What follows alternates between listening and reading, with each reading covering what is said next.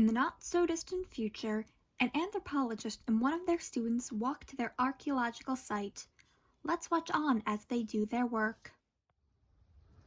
You see that, Sarah? This is our site. I still don't know how you managed to get lost. Well, I don't know. I thought you said we were looking for fawns. I said faunal evidence, like deer bones. Have you been stalking a herd of deer this whole time? Wait, I don't think I want to know. Just please stick with me next time and don't separate from the group. All right, I think I can handle that. I'm going to ignore that as well. All right, let's just get to work. Remember when digging to be careful so you don't break anything. This is a judgmental survey, so I expect eco-facts to be found somewhere. The team begins to slowly and carefully peel away layers of leaves to reveal the secrets beneath the top soil.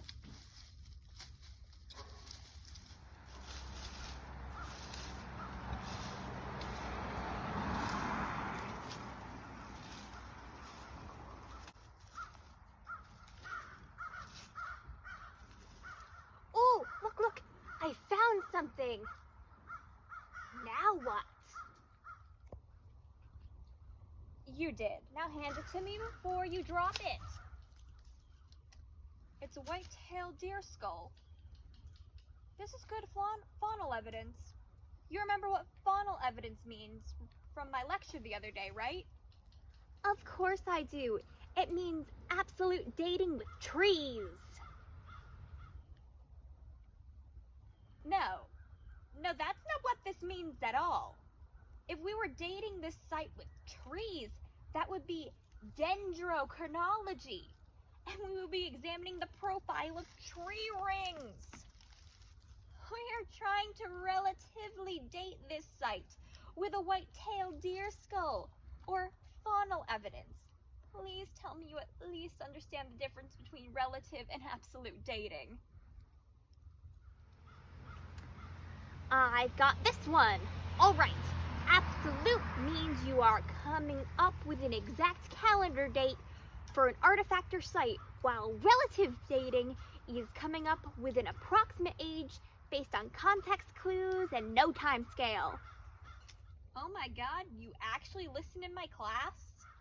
Just because I missed 5 of your lectures doesn't mean I don't pay attention when I do show up. You are not helping your case, Sarah. Now that you know what faunal evidence is, can you tell me how it can be used to date a site?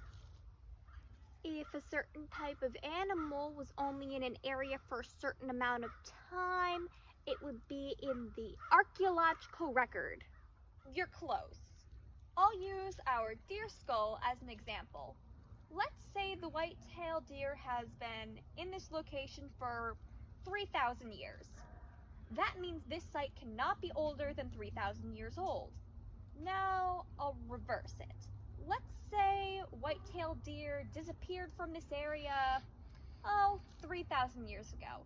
That means this site has to be older than 3,000 years. Do you understand now? I think so. Then that would make this site 10,000 years old or younger, because white-tailed deer first showed up about 10,000 years ago and are still present today, right? I'm impressed, Sarah. You actually know what you're talking about, for once. Oh, and floral evidence can be used to date the same as faunal. And by floral, I mean plants or pollen or other things similar to them. Okay, I think I've got this. Thanks, Professor. You're welcome. Now, if you can just show up to the rest of my lectures, you might actually pass the final. The professor went on to publish her findings and was given much praise. Later, it was discovered that the site had not been undisturbed, making her research unusable. Sarah went to every single lecture and went on to take her final. She failed miserably because even though she was in the lecture hall, she was asleep the entire time. Now Sarah is retaking the class with her professor in hopes of passing. Maybe this time Sarah will learn that megafauna can also determine climate of a location, not just the relative date.